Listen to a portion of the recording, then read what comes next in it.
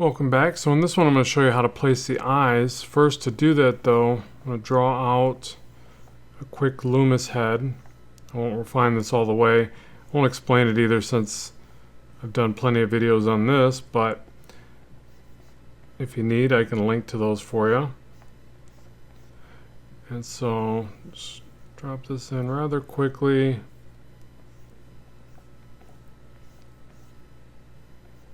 I just want to find the placement and shape for the eyes.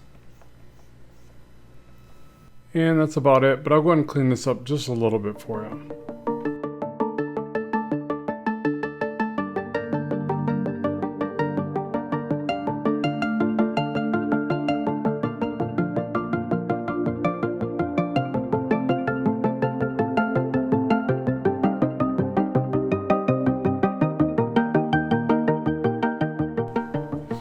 Okay, there we go. So now, let's take this,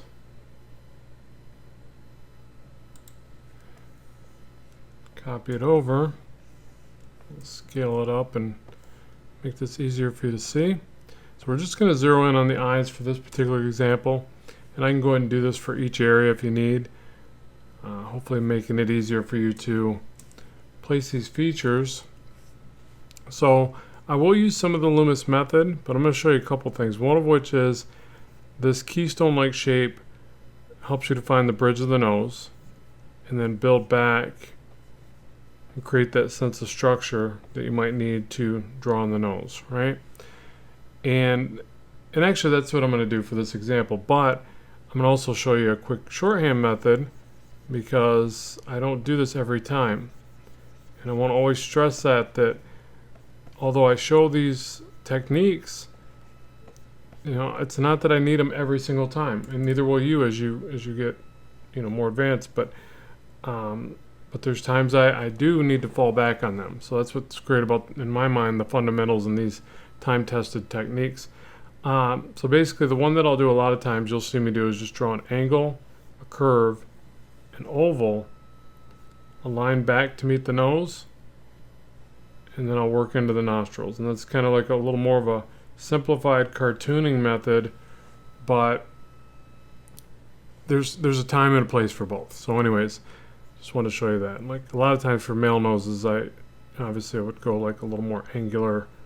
It just depends on the nose. There's so many different types, right? But there you go. Now with this one, it's more about the eyes anyways, but I want to show you that essentially this area here, I probably drop them in right about here. And the reason being is that if I work back from this point, and I'll do this on both sides, I'm thinking about the indentation of the eye sockets, right? So, and then the eye starts basically from the side of the nostril. If you were to come up from the side of the nostril, you really don't want the eye any closer than that. If anything, you want a little bit further apart or further away from that. And so I'll just drop in the basic shape like this. And again, I'm using that angle right there and the side of the nostril to figure out where that goes. I'm also thinking about the cheek, not that it comes up and it stops abruptly, that it basically has a slight angle back, and that's where the eyelid pushes against its cheekbone, right? So anyways, there's a lot to consider there. Let's just keep it simple. The side of the nostril over here is going to be behind the nose, right? It's pushing back. So this side is going to be behind, or this eye is going to be behind the bridge of the nose.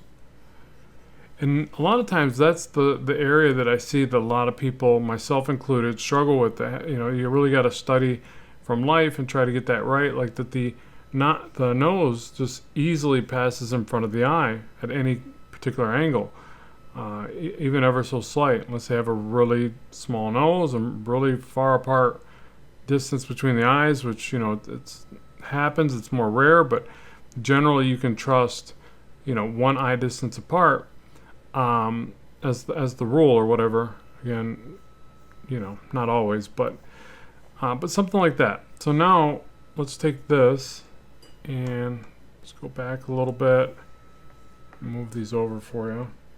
So now I'll show you how I would work through this organically. So this is enough of the structure for me to do what I got to do.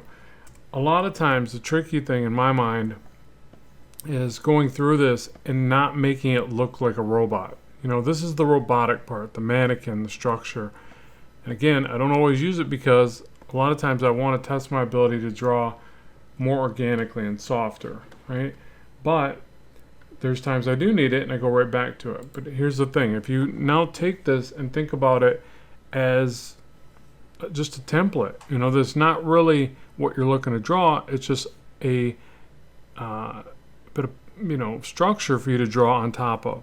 So what I like to do is, like, if I'm going to get, we'll say it's going to be one eyebrow down, one up, you know, create more of an expression.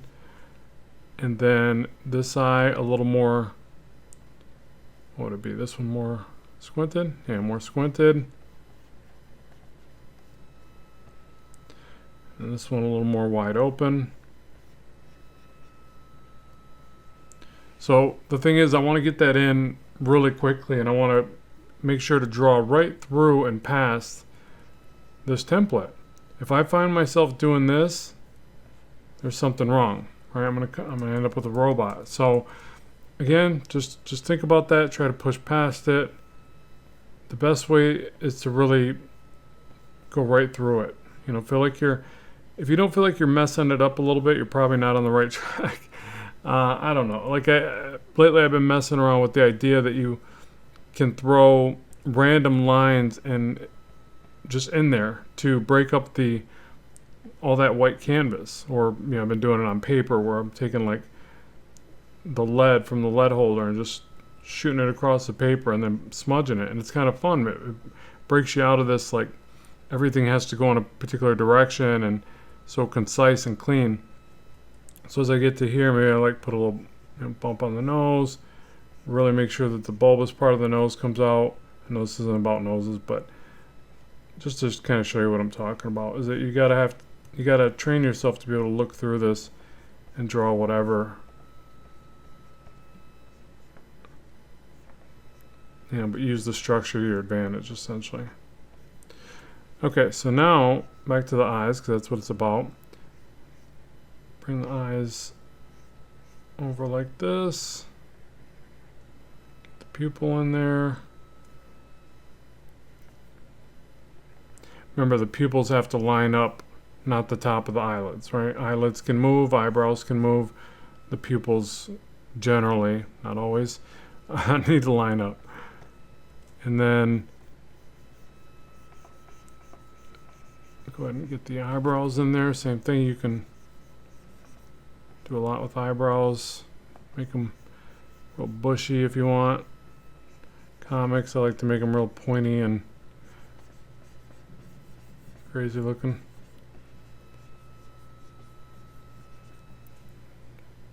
Get a glare in there. Which I don't know, would it be on that side? I don't know. I guess it depends. Maybe. And then I like to make the top eyelid heavier. So a thicker line up there, more line weight. I also like to get into the inner part of the eye, add a little bit of shadow just on the very edges.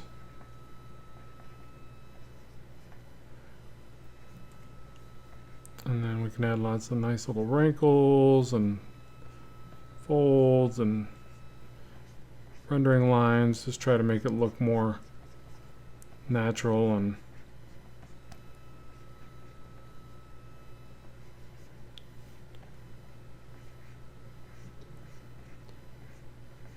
but yeah, that's really it. Like, the rest from there is icing on the cake. It's, you know, cleaning it up and making it look whatever I'm after, you know, whatever style, whatever rendering and stuff like that. But that's really the process that I use.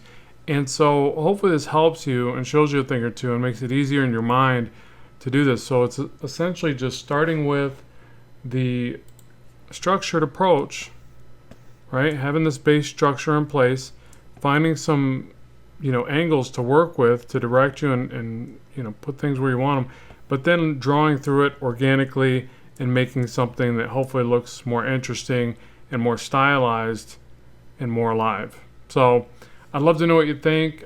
Keep in mind, I've got links below if you want to learn more on some of my additional content. I always appreciate the support. As always, keep drawing, keep having fun, and bye for now.